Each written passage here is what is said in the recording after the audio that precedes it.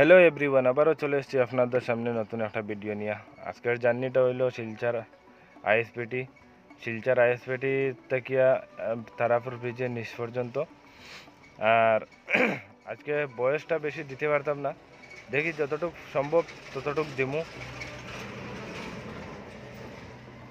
কারণ একটু অসুবিধা আছে, পারিয়ান না বয়সটা দিতে।